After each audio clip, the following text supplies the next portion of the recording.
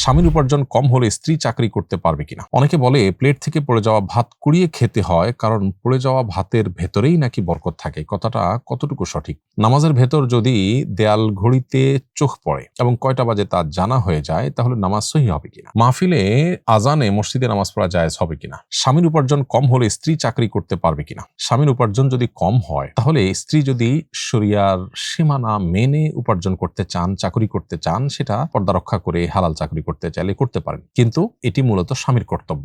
স্বামীর উপার্জন একটু কম হলেও যদি স্ত্রী সেটা মেনে বা স্বামী স্ত্রী উভয় সেটার উপরে সবর করে চলেন এবং স্ত্রী যদি ঘরের ভেতর দিকটা সামলান, সেটা সবচেয়ে উত্তম এবং এটাই হলো শরিয়া নির্দেশনা, এটাই হলো আল্লাহর তৈরি সিস্টেম, এর মধ্যেই কল্যাণ আছে। অনেকে বলে প্লেট থেকে পড়ে যাওয়া ভাত কুড়িয়ে খেতে হয়, কারণ পড়ে যাওয়া ভাতের ভেতরেই নাকি বরকত থাকে। কথাটা কতটুকু সঠিক? না, এভাবে সঠিক না যে ভাত বা যে খাবার আমাদের হাত থেকে পড়ে যায় সেটাতেই বরকত আছে, এটা এভাবে মনে করার কোনো কারণ নেই। বরং নবী করিম সাল্লাল্লাহু আলাইহি সাল্লাম থেকে যে হাদিসটি বর্ণিত হয়েছে জাবের রাদিয়াল্লাহু তাআলা আনহুর সূত্রে, সেটি হলো তিনি বলেছেন, ইদা তাইমা আহাদুকুম ফালা ইয়ামসাহ ইয়াদাহু হাত্তা ইয়ামাসসাহা। তোমাদের কেউ যদি খাবার গ্রহণ করে, তাহলে সেক্ষেত্রে হাত ভালো করে চুষে পরিষ্কার করে চেটে, আঙ্গুল ভালো করে চুষে এবং হাত চেটে খেয়ে পরিষ্কার করার আগ পর্যন্ত সে যেন না ধোয় বা সেটা যেন নষ্ট না করে। কারণ ফাইন্নাহু লা ইয়াদরি ফি আইয়াতু আমিকুমুল বারাকাহ, কারণ সে জানে না তার কোন খাবারে বা তোমাদের কোন খাবারে তোমার জন্য বরকত রয়েছে। এজন্য কোনো খাবার পড়ে গেল সেটা তুলে খাওয়ার কথা বলা হয়, যে হতে পারে সেটা বরকত আছে। আল্লাহ তাআলা কোনটাতে বেশি কল্যাণ রেখেছেন, কোনটাতে আমার স্বাস্থ্যের জন্য কি সুফল রেখেছেন আমি জানি না, কোনটার জন্য আমার অন্তর্নিহিত কি সুফল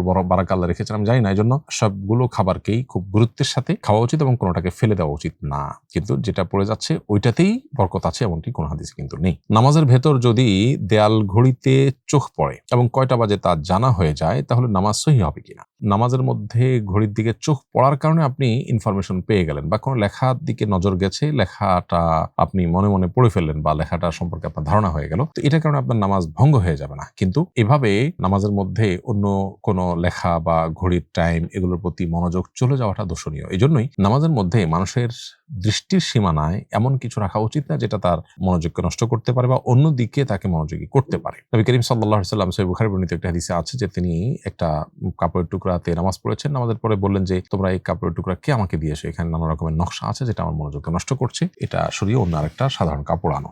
তো এখান থেকে বোঝা যায় যে নামাজিদের ঠিক চোখ পড়ে সরাসরি এরকম জায়গায় বা এরকম লেভেলে ঘড়ি না রেখে কিছুটা উপরে বা এমন কোনো জায়গায় রাখা উচিত যাতে নামাজের মনোযোগ নষ্ট না হয়। তবে এর কারণে মনোযোগ নষ্ট হলে নামাজের কোয়ালিটিটা নষ্ট হবে, বাট নামাজ ভঙ্গ হবে না। আর যদি আপনি ওই লেখাটা পড়ে মুখে উচ্চারণ করেন, ওই টাইমিংটা বা ফিগারটা মুখে উচ্চারণ করেন, তাহলে কিন্তু আপনার নামাজ নষ্ট হয়ে যাবে। মাহফিলে আজানে মসজিদে নামাজ পড়া জায়েজ হবে কিনা। মাহফিল যদি মসজিদের একেবারে কাছেই হয়, তাহলে সেক্ষেত্রে সেটা মসজিদের যে নিয়মতান্ত্রিক আজান আছে সেটা নিয়ত এখান থেকে আজান দিলেন, সেটাতে মসজিদে জামাত হতে পারে, কোনো অসুবিধা নেই। আর যদি এমন হয় যে মাহফিলের জায়গাটা বেশ দূরে, তাহলে সেক্ষেত্রে মসজিদে আলাদা জামাতের জন্য নিয়মতান্ত্রিক আজান হওয়া উচিত এবং মসজিদের আজানে মসজিদে জামাত হবে, মাহফিলে আজানে মাহফিলে জামাত হবে। যেমনটি বললাম একটু আগে যে যদি মসজিদ এবং মাহফিল স্থল কাছাকাছি হয় এবং ফলশ্রুতিতে মসজিদের আজানের জামাতের নিয়তে আজান দিয়ে দেওয়া হয়, তাহলে ওই আজানেই মসজিদে জামাত হতে কোনো অসুবিধা বা বাধা নেই শরিয়া দৃষ্টিকোণ থেকে।